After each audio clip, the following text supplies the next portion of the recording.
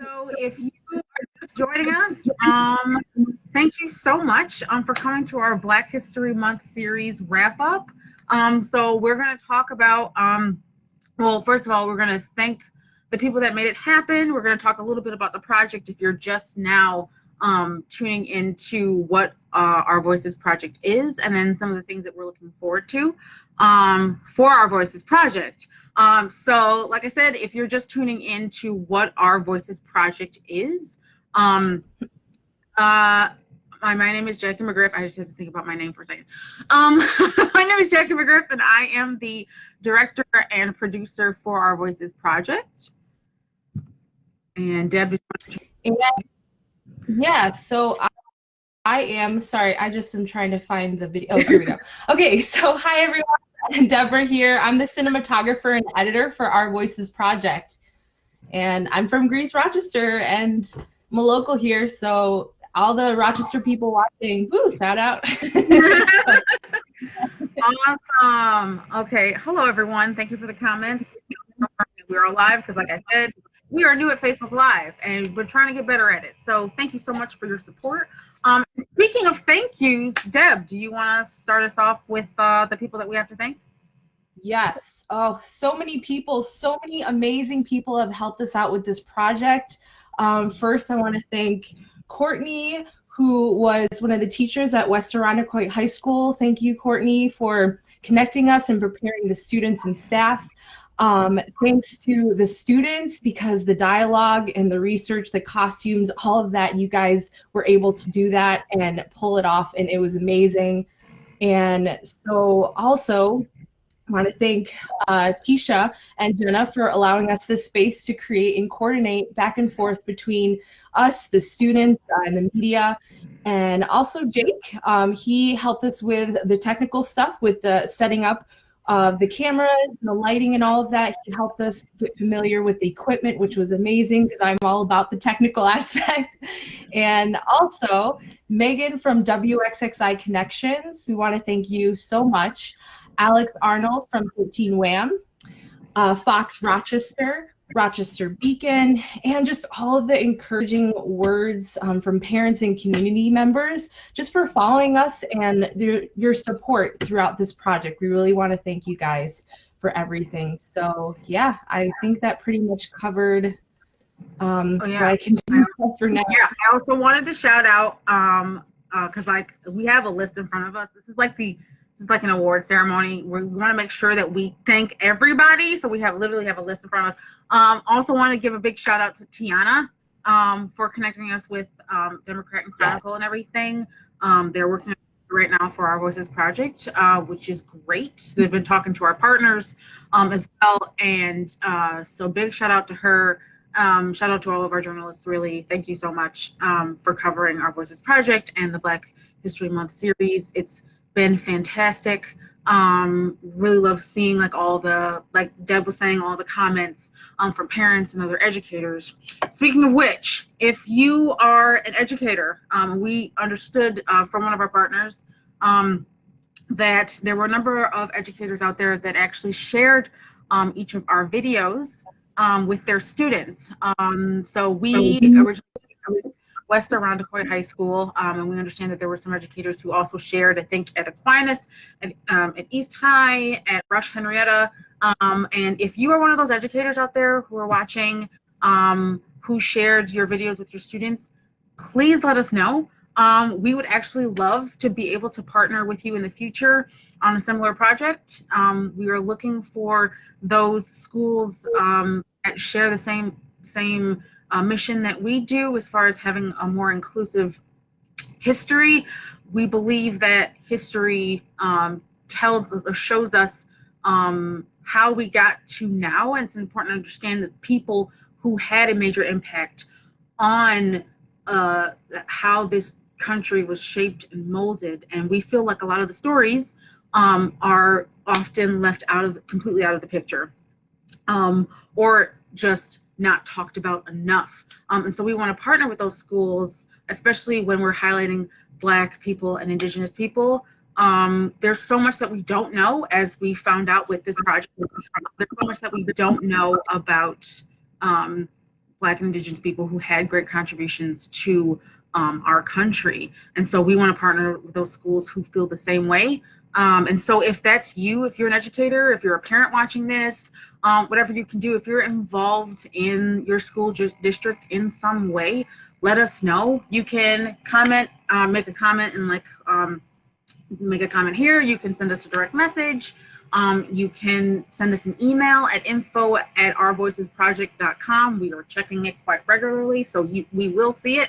But yeah, no, if that sounds like you, we definitely want to hear from you. And so I believe we've been really fortunate in finding partners like Courtney Shouse, who Deb was mentioning earlier from Erase, who is a parent, and actually her son was one of our production assistants, which was great. And then from Tisha and Jenna and Jake, who work at West Irondequoit High School, and really the students from the Diversity Club Mosaic at West Irondequoit, just to really partner with them. And to tell you a little bit about the project, if you haven't really been following along with the Our Voices project, I've been doing the Black History Month series. I just want to give you like a quick summary of everything that happened. I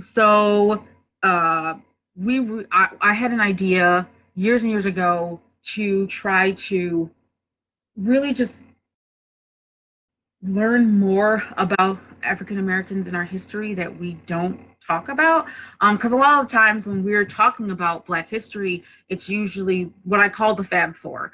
So it's Dr. Martin Luther King Jr., it's Harriet Tubman, it's Rosa Parks, and because this is Rochester, New York, Frederick Douglass.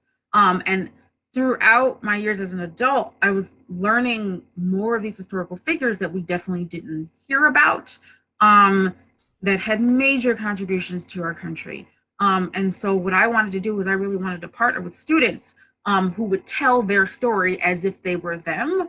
Because I think for them too, and of course, like we have behind the scenes videos where they're talking about this, but where they're also learning this for the first time. So I wanted students who are already in school, already in a history, curriculum, social studies curriculum, really learning this and then embodying the person that they're portraying, because it also speaks to, I think it speaks more to them as well, just learning this, but also not having not having the lessons taught to them, that would have this more inclusive history, and they could really see themselves in this project. And so that's what I wanted to do, it has been eye-opening. It has been rewarding. It has been educational, to say the very least, both with just history and just knowing, or basically being able to relate to other people who also didn't see this or learn about this growing up. It's been amazing the kind of impacts that it's had on students. Just from learning about these people, or just like thinking about, or even reflecting on why it is that they haven't heard of many of these people. Because that speaks a lot to it too, although I won't get into it too much here. As I said before, we have behind the scenes videos as well as interviews that we've done with various news outlets about this, and just really like how much this isn't talked about and how much is not talked about in schools. And so, Deb, did you also want to share about a little bit about the whole process and everything, and actually how this came to be and everything like that? Well, I definitely remember us having the conversation of wanting to elevate Black voices, Indigenous people, people of color, and how you had just kept seeing just how there was misrepresentation in the media for people of color, Blacks, and everyone. So it was one of those things where I was thinking to myself, this woman, she needs to do this. This is what she's meant to do. She needs, this is meant to be, basically, as we were having the conversation. And as we, when Our Voices Project started, there was a lot of okay, like we're figuring things out, like let's see where this goes, like let's see how many people respond. And so when we had Mona Isler be the first person to be on our project, just to talk about her experiences being a person, a Black person, and mixed, and like all that, and just like experiencing, just growing up, her experiences. It was very eye-opening and just amazing. And then for the project that we're working on now, with the school, I think the biggest like that the process there was basically making sure that what we were sharing was true. It was factual. There was a lot involved with that, and just that the students had a voice, to be able to share their thoughts on how it's impacted them and become those characters, which was a beautiful thing to see. Yeah. And I mean, it's been an incredible journey, and we're hoping to do that more. So if you're just tuning in, we're talking about our Black History Month series. How that came to be really was, number one, like the idea that I was talking about earlier about having this idea of people, or students rather, sharing stories of these historical figures, of these lesser known historical figures. And then we had been covering, or trying to cover, stories of just like individual stories of Black people, Indigenous people, and people of color. And then it was Courtney Shouse who reached out to us from Erase. She's on the Education Task Force, the nonprofit based in Irondequoit, that's all about eradicating racism.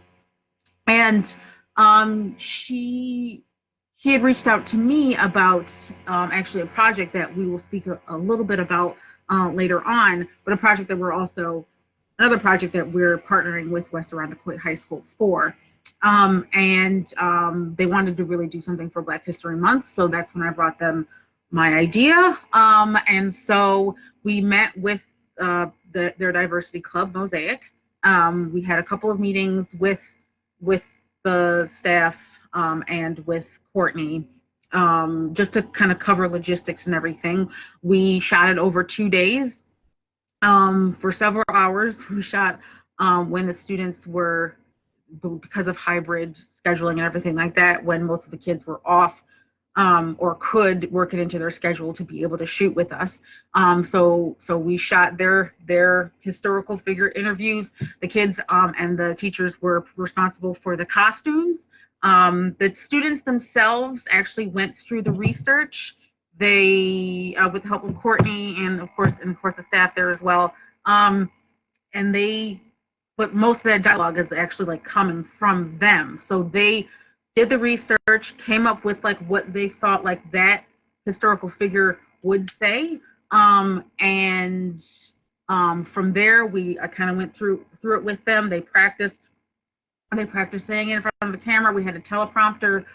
The students were also helpful. So for the students who weren't the figures, portraying the figures, we had a few students who would act as our production assistants, and not really act. They were our production assistants, just helping with the teleprompter, helping with like lighting and stuff, helping us move around things.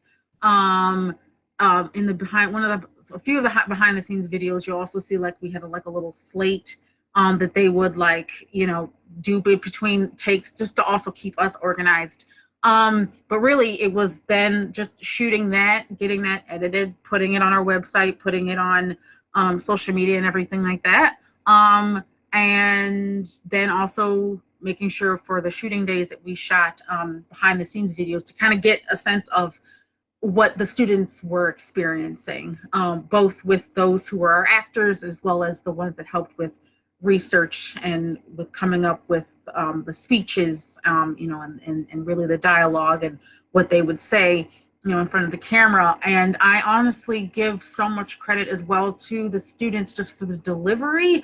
If you haven't already seen the videos, especially, just with those four, it is powerful stuff. I cannot stress enough just how blown away Deb and I were when we were watching them give these speeches. Everything really, really powerful.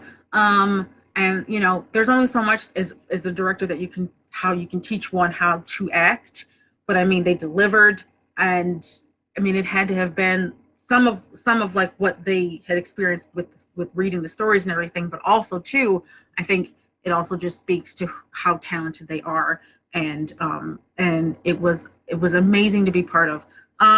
So the project, so that was this project, and again, if this sounds appealing to you, if you're an educator watching and this sounds like a project that you want to also be involved with, we definitely want to partner with you.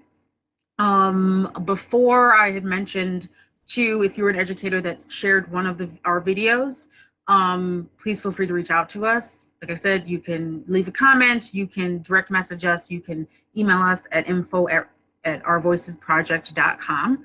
And we can also provide, that info below as well. But we are also going to be partnering very shortly with West Irondequoit once again for the original project that they reached out to us about, and it's about identity. So look for that one soon. I believe that was it. We got Rosa saying yes, please. Absolutely. Okay, so we just wanted to also, unless I'm forgetting anything, we wanted to leave it open for any questions that anyone has.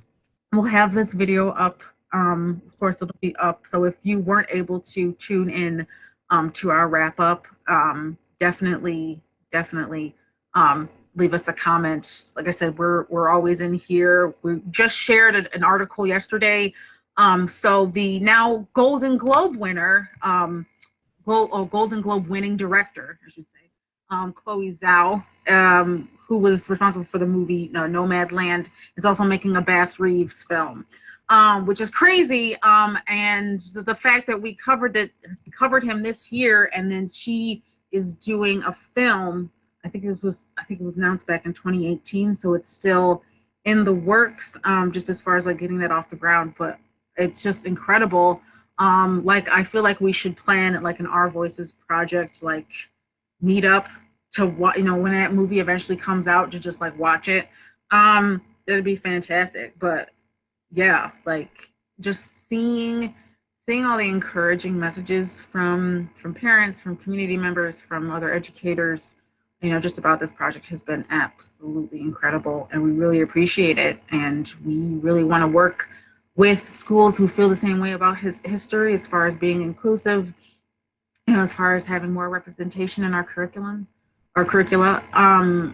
Like we want to partner with you, and so just let us know. Like I said, email info@ourvoicesproject.com. You can send us a direct message, or you can comment below and let us know. Yeah. So if anyone has any questions, we are here. We are here, always learning, always growing, always looking for other opportunities in which we can uplift the voices and the stories of Black people, Indigenous people, and people of color. You have a Black person, you have a person of color right here, like just ready to like support. There's so many stories out there that we just do not know about. And while schools are still catching up for the most part as far as having a more inclusive curriculum, we're going to be here. We're going to keep on sharing. We're going to keep on finding these stories and highlighting those voices. Anne, thank you so much for the question. So how is this funded? How can we help secure grants? Oh girl. So this process. Yeah. So we are in process. So Our Voices Project is officially an LLC. Yay.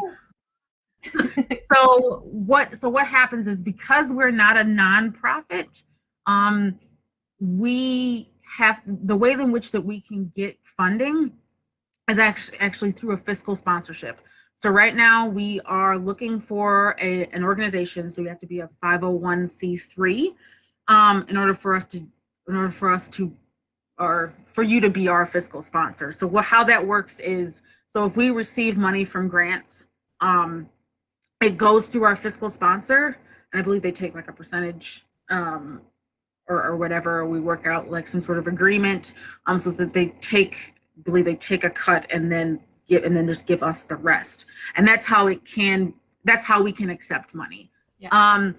For this specific project, how we were funded, for the one with West Irondequoit, it was coming out of our pocket. Like, it was coming out of our time, out of our pockets. This was a shoestring budget here for us.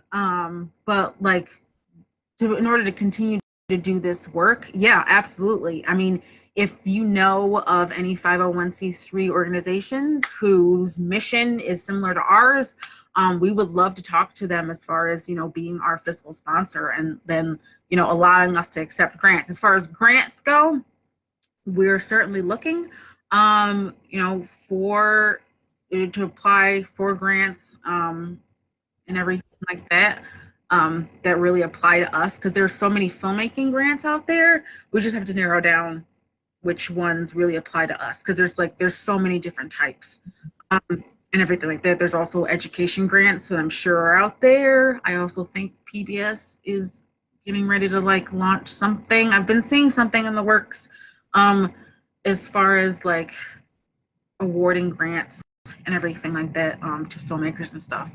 But like, we're seeing them all the time. We just actually got to sit down and apply and look for them and everything like that. So yeah.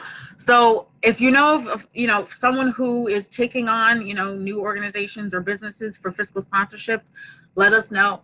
That would be fantastic. I mean, if you want to like help us look for grants, if you see something that you're like, oh, this might apply to you, definitely put it in our radar. Talk about us, talk about our Voices Project and what you're doing, just as far as like with your colleagues, with any nonprofit organizations that you work with. Just get the word out there. So that is great. Let's see, what kind of, so thank you for that question, Anne. Rosa, okay, so what kind of time commitment did the project take for the schools, teachers, and students involved? Well, so as far as, so I think we met with them, was it in December, or did we meet with them in January? Did we start meeting with them in January? I think we met with the diversity. We met with them in December last year. With them in December last year, so that was like an hour or so. We just talked about our Voices Project and like that. And then I think we met once in January, and that was again for an hour. So we met with the staff there to talk through logistics. And as far as the shooting, so that was 2 days. We did that from, was it 11:30 a.m. to around 4-ish? Yeah. So yeah, like what, 4.5 hour, 5 hour shooting day. And so that was over 2 days. So it was like what, about like 10 hours of like shooting, and then the rest was us editing. And that was quite a bit. I don't remember. I can't remember off the top of my head how many hours of editing that was. Deb, you could probably speak more to this because you were the editor. No, the editing process, it went on for a couple days for sure, just a couple hours here and there, and it was definitely, I would think it would take at least in total 2 to 3 days for just the amount of work that we put into it, and then just like, figuring out, okay, how are we gonna cut, edit this in the editing room? What's the final thing gonna look like? But yeah, I'm not sure exactly the specific amount of hours, but I know that it did take a lot of hours. Yeah, like it had to be spread out throughout like days. As far as like editing goes, there's this like just like so much that goes into editing, which is why I give it my hats off to Deb, because if with anything, that's why we have the roles that we have, is because like I love working with talent. I love working with actors, and also just making sure that things go out on time. So that's what a director and producer what they do. Usually it's two separate people, but I was both of those people. And then, you know, Deb is making sure like all the technical stuff. I mean, if you're one of the schools that ends up working with us, you'll just see like Deb kind of like running around like places, because like she's trying to make sure like all the technical stuff is on point, you know, with like the lighting and the sound and everything like that. And then as far as like editing goes, yeah, I mean, because there's just, I mean, you know, like there's just so many pieces that go to this. You know, you want to make sure, you know, you caught everything, just as far as like, you know, what these kids are saying. You know, I mean, because that was the point of it. Is like we wanted those first like 5 or 10 seconds to really be impactful. And like I said, if you haven't already seen the videos, I mean, just thinking back to like they were all powerful, and just thinking back to like one in particular, it's our Jeremiah Hamilton video where she opens it up with, you know, I was a racist's worst nightmare. Like that's something that she came up with. Like they came up with that because we didn't have any. I wanted to start off with like a quote from the figures, and we didn't have any quotes from Jeremiah Hamilton. There's hardly anything like as far as like quotes or even pictures with Jeremiah Hamilton, so that's where we had to really be creative, and she came up with that, and it was just insane. I mean, they were all amazing. So yeah, the time commitment is for the schools and teachers, I would say, so what that was like, it was like a maybe 10 to 15 hours roughly, because there was the shooting part, and then there was the planning part, which is like a couple of hours, maybe 2 or 3 hours, where we were just planning things, because I already had like an idea of like, you know, how we wanted it to look and everything like that. So yeah, that was quite a bit. So it was like, yeah, it's like a kind of like a part-time job, like as far as like how much time goes into that. But yeah, I mean, we're committed from start to finish, and it turned out, I mean, amazingly, and I absolutely loved doing this, and I would definitely love the chance to do that again. Yeah, and if you didn't already know, okay, yeah, student planning was 2 days. So there you go. Because like I knew Courtney would have something else. We're just seeing our side of it. But as far as like, yeah, with the students and everything. So yeah, the student planning was 2 days. So there you go. There's more planning like behind the scenes, but we constant communication, you know, just shooting emails back and forth and everything like that. So that's also important too, you know, because there's just like so many moving parts to this, but like we were all this like tight knit like team, and it was amazing. So if you didn't already know, it was the social studies supervisor that actually, it was through Tisha, so one of the staff at and who's one of the coordinators for the diversity group Mosaic. She had texted me basically telling us that the social studies supervisor had added it to the curriculum, and then they were starting to show it in class, which was actually part of like a longer term thing, and it ended up being a short term thing, which was amazing, because I thought it was going to take longer, you know, for us to implement it, and then like I was just like, oh, it's happening now, okay, great. Like it was just awesome. It was an awesome shock. I mean, that was our goal, is like to add these to the curriculum, you know, so that's also an additional resource, you know, when we're talking, and so that, you know, eventually like it's not just Black History Month that we're talking about. It's American History Month that is also more inclusive of Black Americans, of Indigenous people, of, you know, people of color. Like that's where we're headed as far as our goals and everything like that. So Deb, you were about to say something. Oh yeah, no, I'm just like, yes, like that's the bigger picture, really. Like we really want to make sure that we are sharing stories and recognizing like historical figures that are just not even recognized. It's like there were so many people that impacted America, so many people. Yeah, so just we're only talking about a select few, and I was like, nah, it needs to be more inclusive. So Jean asks, are the education writing curriculum around our voices? So I think Courtney actually answered this on the comment in the comment section. So yeah, the videos were incorporated into lessons for the entire school all month long as well. So it was part of their programming, because I would see it on Twitter, and they also said, but I would also see it like on Twitter and on Facebook, where West Irondequoit's school district would then share it as part of their. They would share it on social media, but they would also share it with the students. I believe it was each Tuesday. Correct me if I'm wrong.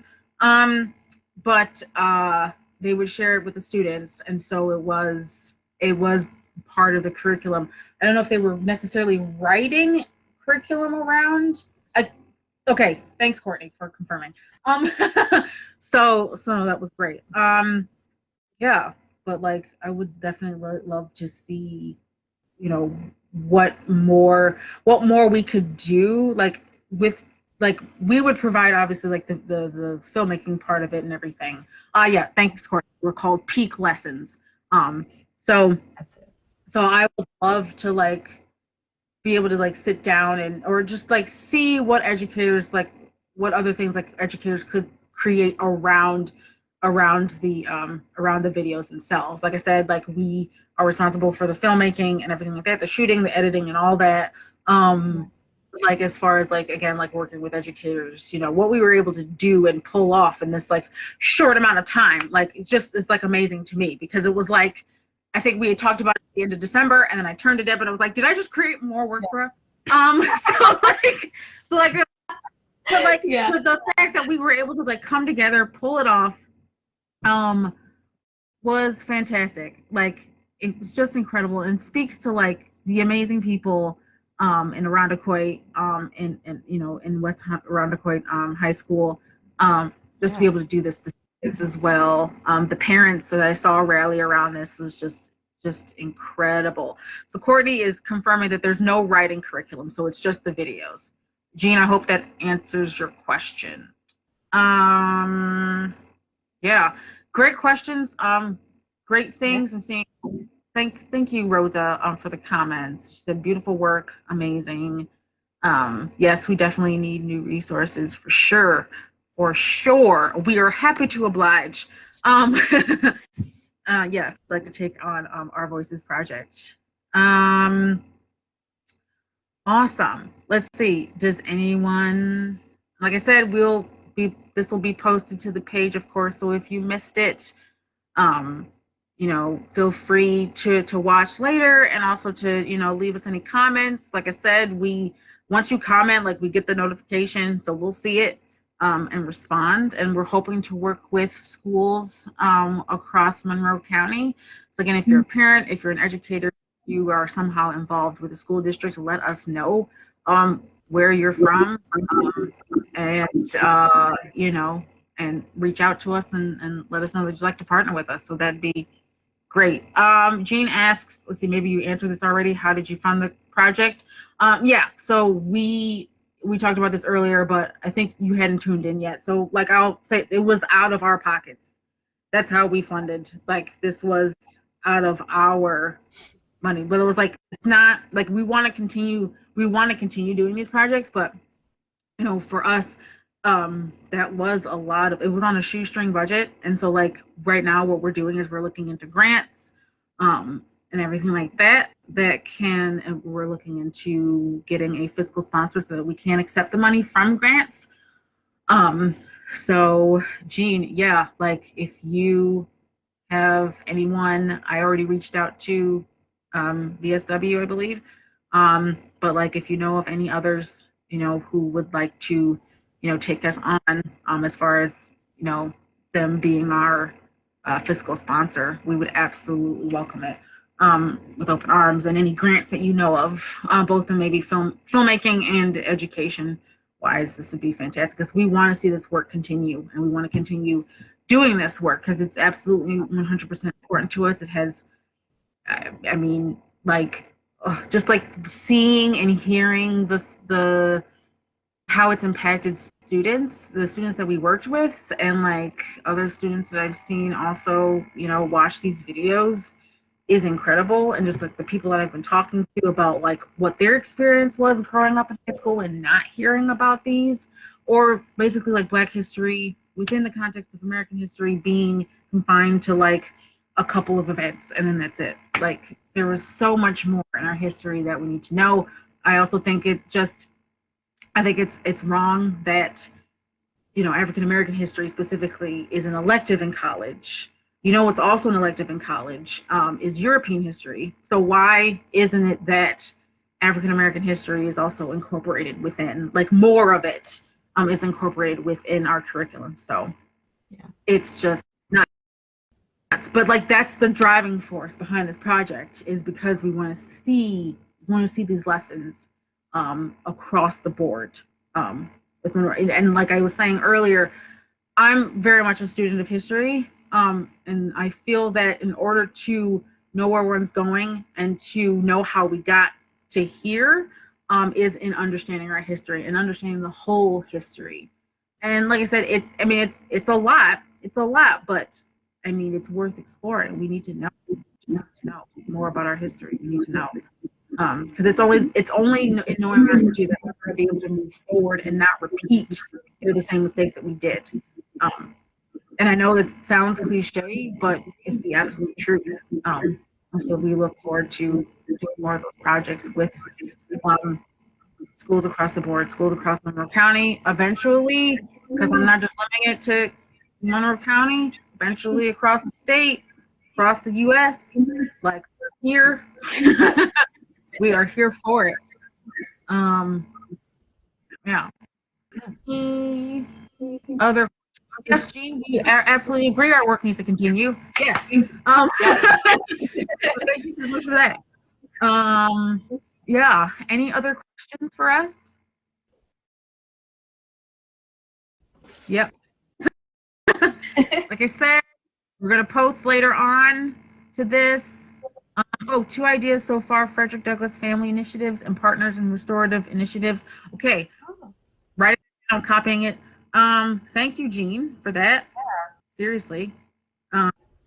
Let's see, and this work across Monroe County complements the work we are doing to advocate for anti-racist. Thank you, Courtney. Like I said before, so thanks. Courtney Shouse is part of the Educational Task Force for Erase. If you're not already following them, definitely give them a follow as well. They were absolutely instrumental in helping getting this off the ground. So we are absolutely appreciative to our partner in Erase and our partners at Western Irondequoit High School. Thank you so much to Tisha, Jenna, and Jacob. Thank you for all the administrators. Thank you to Krim Crystal, who is the social studies supervisor that actually got this into classrooms. Everything. Like I said, like there's so many people to thank. That's why I said we had a list, we had a full list. We did not exclude anybody because there were so many people who were a huge part of this. Yeah.